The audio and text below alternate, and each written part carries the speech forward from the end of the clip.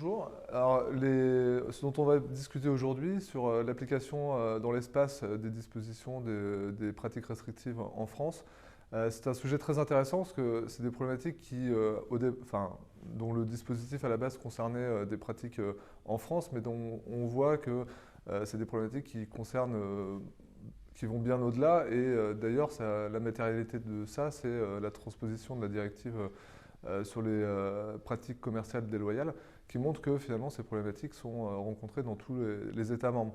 Et finalement, c'est de se dire comment est-ce que je détermine la loi applicable et est-ce que la loi française est applicable à des contrats, y compris des contrats de droit étranger.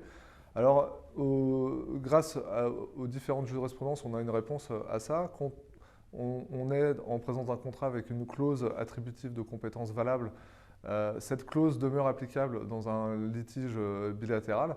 En revanche, la question se pose dans un certain nombre de cas, et notamment quand il y a une action du ministre, et donc l'action du ministre finalement dépasse un peu le cadre bilatéral du contrat. Le ministre agit sur la base d'un trouble à l'ordre public et économique, et dans ce cas-là, les clauses attributives de compétences ne sont pas applicables. Et dès lors, les entreprises étrangères ou françaises, mais soumises à un contrat de droit étranger, peuvent faire valoir l'application de la loi française pour régler leurs différends.